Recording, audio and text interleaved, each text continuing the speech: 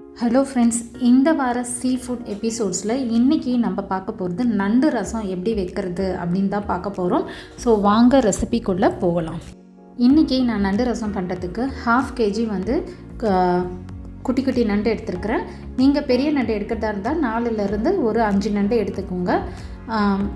இது வந்து நான் ஒரு 5-6 பேர் வந்து சாப்பிட்ற அளவுக்கு இந்த ரசம் நான் வச்சுருக்கிறேன். இன்கேஸ் நீங்கள் வந்து வீட்டில் மெம்பர்ஸ் கம்மினா இதிலேருந்து பாதி ரெசிபீஸ் நீங்கள் எடுத்துக்கோங்க. ஸோ இப்போ இந்த நண்டு வந்து நான் குட்டி குட்டியாக இருக்கிறதுனால அப்படியே போட்டிருக்கேன். நீங்கள் பெரிய நண்டாக இருந்தால் 2ஆக கூட கட் பண்ணி போட்டுக்கோங்க. இதை நான் வாஷ் பண்ணி மஞ்சத்தூள் போட்டிருக்கேன். இப்போ இதை வந்து நான் ஒரு பாத்திரத்தில் போட்டுக்கிறேன். இது கூட 2 லிட்டர் வந்து நான் தண்ணி சேர்த்துக்கிறேன். நான் அதாவது 2.5 மடங்கு தண்ணி நான் எக்ஸ்ட்ராவாக ஊற்றுறேன். ஓகேங்களா? ஒரு 2 லிட்டர் அளவுக்கு நான் ஊற்றிக்கிறேன். இதை வந்து நம்ம மீடியம் ஃப்ளேமில் ஒரு 1/2 அன் ஹவர் நல்லா கொதிக்க விடணும்.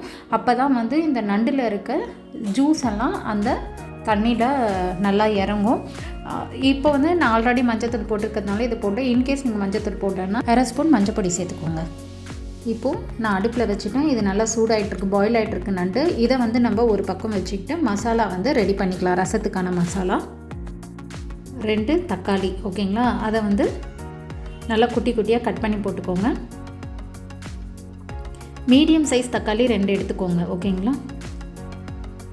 இன்கேஸ் சின்னதாக எடுத்திங்கன்னா ஒரு 3லேருந்து 4 தக்காளி எடுத்துக்கலாம். உங்களுக்கு அந்த தக்காளி நல்லா நிறைய வேணும்னாலும் நம்ம எக்ஸ்ட்ரா சேர்த்துக்கலாம், அதனால தப்பு கிடையாது.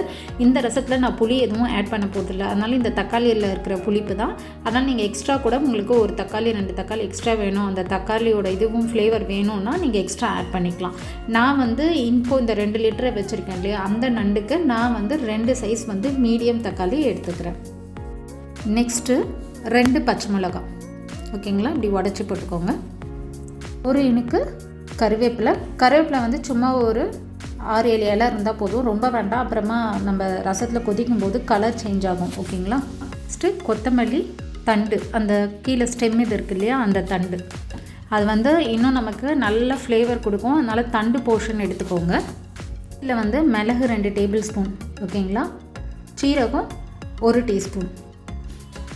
ஸோ மிளகு 2 டேபிள் ஸ்பூனு, சீரகம் 1 டீஸ்பூன். இது கூட ஒரு 5-6 பூண்டு. ஸோ இப்போ பூண்டு சேர்த்தாச்சு. இதை வந்து மிக்சியில் நம்ம 1 பாதியமாக அரைச்சி எடுத்துக்கலாம். இப்போது மசாலா அரைச்சாச்சு, 1 பாதியமாக அரைச்சாச்சு. இதை வந்து நான் இதில் சேர்த்துக்கிறேன். இப்போது இது ஃபுல்லாக சேர்த்தாச்சு.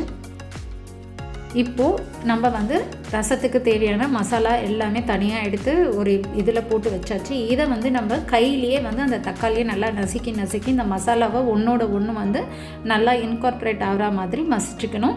இது கூட வந்து நம்ம சால்ட்டு சேர்த்துட்டு அதுக்கப்புறம் இதை வந்து மிக்ஸ் பண்ணலாம். சால்ட்டு தேவையான அளவுக்கு, ஓகேவா? இப்போ இதை வந்து நல்லா இந்த மாதிரி கையிலேயே நசுக்கிக்கோங்க. அந்த தக்காளி, அந்த பச்சை மிளகாய், கறிவேப்பிலை, இந்த மசாலா எல்லாம் வந்து கையிலே நல்லா பிழிஞ்சு நல்லா பிசைஞ்சு எடுத்துக்கோங்க. ஸோ இப்போது நல்லா பிசைஞ்சு இந்த மிக்ஸு ரெடி ஆகிடுச்சு. இது அப்படியே தனியாக இருக்கட்டும். இப்போது நண்டு நல்லா 1/2 மணி நேரம் கொதிச்சிடுச்சு. இப்போது இது கூட வந்து நம்ம இந்த மிக்ஸை சேர்த்துக்கலாம். தக்காளி எல்லாம் போட்டு நம்ம ரசம் மசாலா ரெடி பண்ணோம் இல்லையா, அந்த ரசம் மசாலாவை இது கூட சேர்த்துக்கலாம். இப்போ இது வந்து நல்லா ஒரு கொதி வரணும். அதாவது இது வந்து நல்லா வந்து கொதிக்கக்கூடாது. மேலே நுரையாக வரும்போதே வந்து நம்ம ஸ்டவ் ஆஃப் பண்ணிடணும், அவ்வளோதான். ரொம்ப நேரம் கொதிக்க விட்டிங்கன்னா அந்த மிளகு சீரகம்லாம் சம்டைம்ஸ் கசப்பேறிடும், டேஸ்ட் மாறிடும், ஓகேங்களா? அதனால் நல்லா அந்த மேலே நுர வர்ற அளவுக்கு இருந்தால் போதும். நண்டு வந்து நல்லா உங்களுக்கு நண்டு வெந்துருச்சா, 1/2 மணி நேரம் ஆனால் கூட வெந்துருச்சான்னு தெரியலனா உங்களுக்கு அந்த நண்டோட வாசனை நல்லா வெளியில் வரும். அந்த நண்டு ஃப்ளேவர் வெளியில் வரும்போதே நண்டு நல்லா குக் ஆகிடுச்சுன்னு அர்த்தம், ஓகேங்களா? ஸோ அந்த ஸ்டேஜில் நமக்கு தெரிஞ்சிடும். ஸோ அந்த மாதிரி உங்களுக்கு நல்ல வாசனை வந்ததுக்கப்புறம் அதிலிருந்து நம்ம ஒரு 10 நிமிஷம் மீடியம் ஃப்ளேம்லேயே வைங்க. இன்னும் நல்லா சாரெல்லாம் இறங்கிடும், ஓகேங்களா? ஸோ இப்போ இது நல்லா கொதி வரட்டும். ஸோ இப்போ வந்து நண்டு ரசம் வந்து நல்லா கொதிச்சிடுச்சு, மேலே நுரையாக வர ஆரம்பிச்சிடுச்சு. இந்த ஸ்டேஜில் இதை வந்து நம்ம இறக்கிட்டு தாளிக்கிறதுக்கு ரெடி பண்ணலாம்.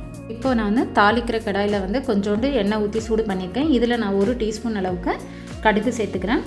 இது நல்லா வெடிக்கட்டும். நம்ம இது கூட கருவேப்பிலை சேர்த்துக்கலாம்.